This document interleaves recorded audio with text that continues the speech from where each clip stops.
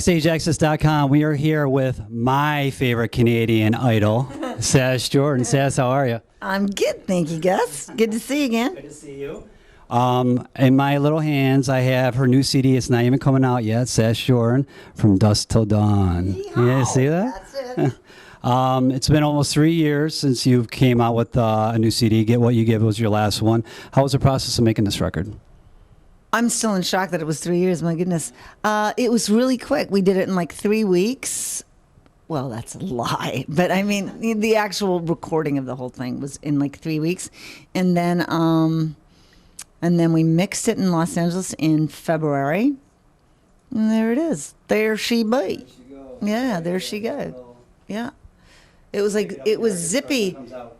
I know, because it's like, not too many people buy records anymore. They like to buy like just one song or whatever. Like, I can understand that, but as an artist, it's way more fun to have like something that has like a theme and it's a whole like project, and it's like like making a movie, but it's a musical movie. It's the digital. The digital's coming out August 4th, I believe. So for all the digital downloaders, there you go. For all the old school like us, September 14th, I believe. Yes. It's the 14th or the 15th. I don't even know. I think I might have it on there somewhere. I have to look. It's in one of my questions. I hope you know, because I don't know. Is it the 14th or the 15th? I think it's the same day. Whatever the Tuesday is. It's my friend Jan. It's the same day as my friend Jan's record's coming out. Can you explain to us how the actual album title, how you got the album title? Yeah. I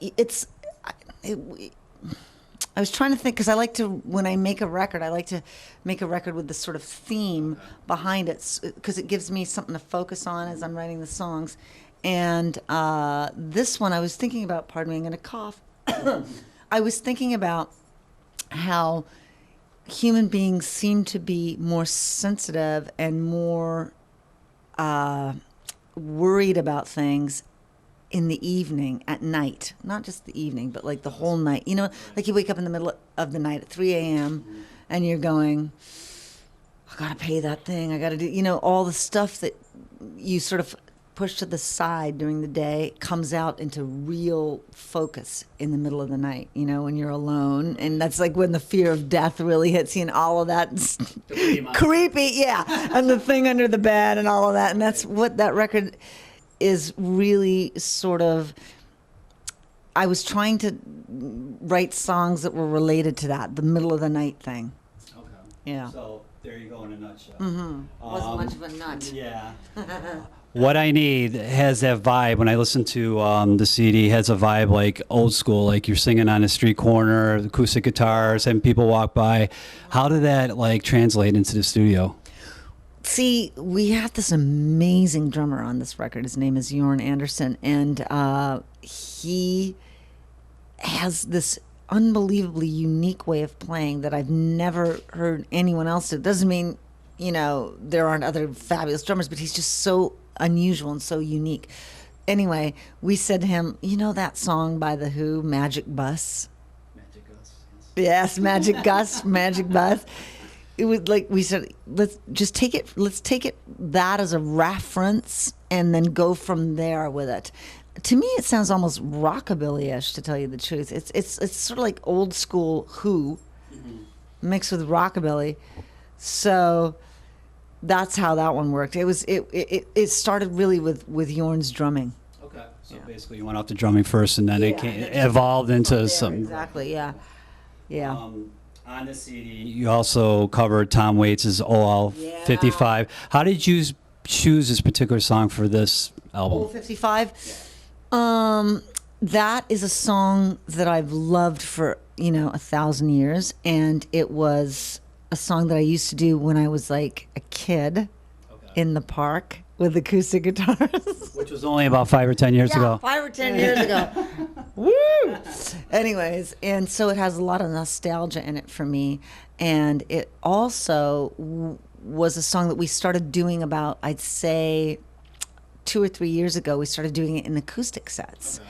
And it went over really, really well. It's a great singing song. It's one of my favorite songs ever. And I remember specifically driving down the freeway from the desert into LA in 1990 something. So when I lived there, and the sun was coming up, and that song came on the radio, and I was like, okay, that's it, dude.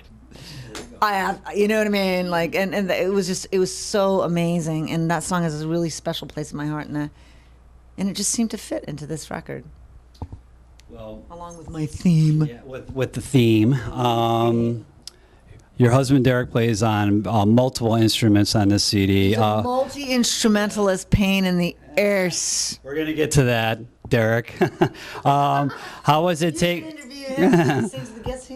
How was it taking directives from him? Because also he produced this. So I mean, how was that working? Like having it's not. He doesn't really direct me. No, because it's. Because he produced it, so obviously the producer kind of has a little. Yes, but it's not so much.